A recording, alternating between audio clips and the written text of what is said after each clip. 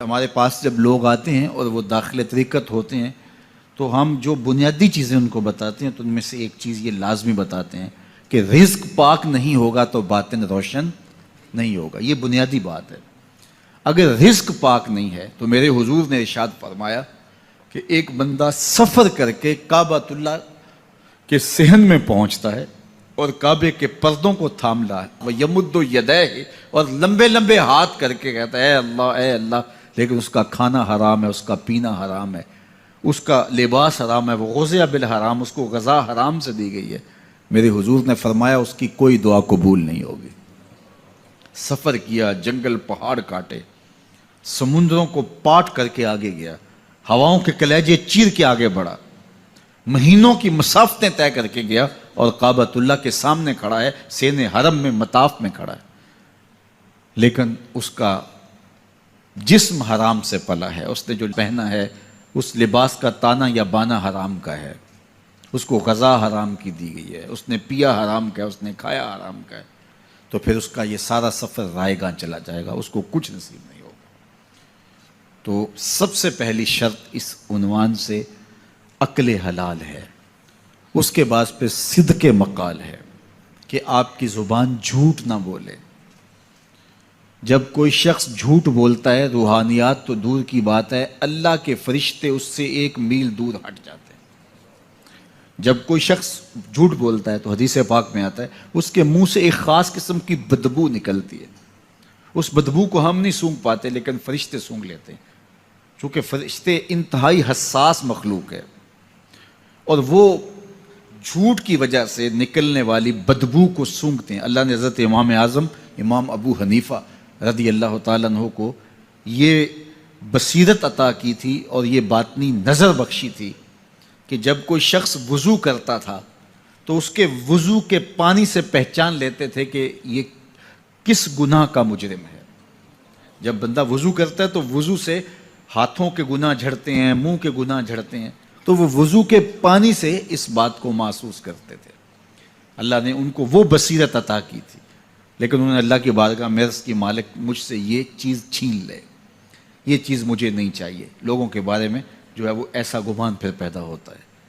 تو فرشتوں کو اللہ نے وہ حساس جو ہے وہ پاکیزہ وجود دیا, اور ان کی حس ایسی ہے کہ وہ بدبو جو انسان بولتا ہے اور لفظوں سے جو اثرات نکلتے ہیں وہ محسوس کرتے ہیں. تو جب کوئی شخص جھوٹ بولتا ہے تو اس کے جسم سے, اس کی زبان سے جھوٹ کے ساتھ بدبو نکلتی ہے. اللہ کے فرشتے 1 میل دور تک پیچھے ہٹ جاتے ہیں. تو مجھے بتائیے جو شخص جھوٹ بولتا ہو کیا اسے کوئی روحانی مرتبہ مل سکتا ہے؟ یہ سوچا بھی نہیں جا سکتا, یہ امکانات سے ہی نہیں ہے. اللہ کے محبوب علیہ السلام سے پوچھا گیا کہ حضور کوئی مسلمان کوئی مومن کیا بزدل ہو سکتا ہے؟ فرمایا نہیں, وہ بہادر ہوتا ہے, لیکن ہو سکتا ہے کبھی اس سے بزدلی بھی سرزد ہو جائے. انسانی کمزوری ہے, کبھی انسان بہت طاقت میں ہوتا ہے اور کبھی انسان کمزور بھی پڑ جاتا ہے. فرمایا ہو سکتا ہے کبھی اس سے ہو بھی جائے. پھر پوچھا کہ بخل کر سکتا ہے؟ فرمایا نہیں, مومن سخی ہوتا ہے لیکن ہو سکتا ہے کبھی اس سے بخل بھی ہو جائے. کبھی کبھی دولت اسے اچھی بھی لگنے لگ جاتی ہے, جس طرح فرمایا گیا کہ اولاد مبخلتن مجبنتن, یہ جو اولاد ہوتی ہے یہ بندے کو بخیل بھی بنا دیتی ہے اور بزدل بھی بنا دیتی ہے. جب اولاد نہیں ہوتی تو بندہ سخی بھی ہوتا ہے اور بندہ جو ہے وہ مشکل حالات میں بھی کود جاتا ہے, لیکن جب اولاد ہوتی ہے تو پھر مشکل حالات میں کودنے سے پہلے سوچتا ہے میرے بچے ہیں یتیم ہو جائیں گے. اس کو یہ خیال آتا ہے, پہلے ایسے مال لٹاتا ہے لیکن اولاد ہو جائے تو پھر وہ اولاد کا سوچتا ہے کہ ان کے لیے کچھ میں جمع کر لوں. تو اولاد فرمایا میرے حضور نے کہ مبخلہ و مجبنہ, یہ بخیل بھی کر دیتی ہے اور یہ کمزور اور بزدل بھی بنا دیتی ہے. تو مومن ہوتا بہادر ہے لیکن ہو سکتا ہے کبھی اس سے بزدلی بھی ہو جائے. مومن سخی ہوتا ہے لیکن کبھی ہو سکتا ہے اس سے بخل بھی ہو جائے. لیکن تیسرا سوال حضور سے پوچھا گیا کہ مومن جھوٹا ہو سکتا ہے؟ تو اس پہ 2 ٹوک کہا, نہیں جھوٹا نہیں ہو سکتا. یہ نہیں ہو سکتا کہ مومن ہو اور جھوٹا ہو, وہ سچ بولنے والا ہوگا. تو عقل حلال اور صدق مقال, یہ 2 خوبیاں جو ہیں یہ اہل اللہ کا ترائے امتیاز ہے, اور یہ مجھے اور آپ کو اختیار کرنی چاہیے. حضرت خلیل اللہ جب وادی غیر ذی زرع میں سیدہ ہاجرہ اور ان کے معصوم نونہال کو چھوڑ کر کے جانے لگے. ایسی وادی جہاں حیوانی وجود بھی نہیں تھا، نباتات بھی نہیں پائے جاتے تھے، پانی کا ایک قطرہ بھی دستیاب نہیں تھا. کالے سیاہ محیط پہاڑ جیسے فولاد پگھلا کے ڈال دیا ہو. وہ وادی جہاں دن کو بھی خوف آئے، وہاں حضرت ہاجرہ نے راتیں بھی گزاری. کتنا دردناک لمحہ تھا. جب سحری کا وقت ہوا، حضرت خلیل اللہ دعائیں دے کے رخصت ہونے لگے. حضرت ہاجرہ سلام اللہ نے آگے بڑھ کے اپنے شوہر نامدار کا دامن پکڑ لیا. تمسکت بِأَزْيَالِهِ، دامن پکڑ کے بولی، میرے شوہر نامدار، اس محیب وادی میں، اس پہاڑوں کے دامن میں جہاں دن کو بھی خوف آئے، نونہال معصوم کے ہمراہ مجھے چھوڑ کے کہاں جا رہے ہو؟ حضرت خلیل اللہ نے کوئی جواب نہیں دیا. پھر قدم اٹھایا تو زوجہ نے پھر دامن پکڑا، پھر وہی سوال، پھر کوئی جواب نہیں آیا. تیسری مرتبہ دامن پکڑا، خلیل اللہ کی جانب سے کوئی جواب نہیں آیا. تو خاتون خود بولی، کیا اللہ کا حکم تو نہیں؟ تو حضرت خلیل اللہ نے کہا، نعم، ہاں اسی کا حکم ہے. حضرت ہاجرہ نے دامن چھوڑ دیا، کہا جائیے، خیر سے جائیے، اگر اس کا حکم ہے وہ ہمیں ضائع نہیں ہونے دے گا. جہاں دن نہیں گزارے جا سکتے تھے، پھر اس خاتون نے وہاں راتیں بھی کاٹی. وہ وادی جس میں وحشت بھی قدم رکھتی تھی ڈر ڈر کے، جہاں پھرتے تھے آوارہ تھپیڑے بادے سر سر کے، جہاں پر گھاس اگتی ہے، جہاں نہ پھول کھلتے ہیں، مگر وہ سرزمین ہے آسماں بھی جھک کے ملتے ہیں. اپنی پاک باز بیوی اور نونہال بیٹے کو چھوڑ کے حضرت خلیل اللہ دعائیں دے کے رخصت ہو گئے. تھوڑا سا توشہ تھا، 2-1 دن کے بعد ختم ہو گیا. پھر ماں کی چھاتی سے دودھ بھی خشک ہو گیا. نونہال پیاس سے تڑپنے لگا. ماں تو پھر ماں ہوتی ہے، تڑپتی ہوئی ممتا کا دل بے قرار ہوا. ایک پتھر کے سائے میں معصوم اسماعیل علیہ السلام کو لٹایا اور پانی کی تلاش میں جبل صفا پہ چڑھی. اطراف میں آسمانوں کی طرف دیکھا، کہیں کوئی پرندے اڑتے دکھائی دیں اور پانی کا نشان ملے اور میں وہاں سے بیٹے کے لیے 2 بوند لے آؤں، لیکن کچھ دکھائی نہیں دیا. تا حد نظر پھیلا ہوا آسمان ہی آسمان ہے اور پہاڑ ہی پہاڑ نیچے دکھائی دیتے ہیں. پھر مروہ پہ آئیں، درمیان میں نشیبی جگہ تھی، وہاں بیٹے کا من موہنا چہرہ دکھائی نہیں دیتا تھا. دوڑ کے گزری اور جا کے صفا پہ گھوم کے دیکھا، کچھ نظر نہیں آیا.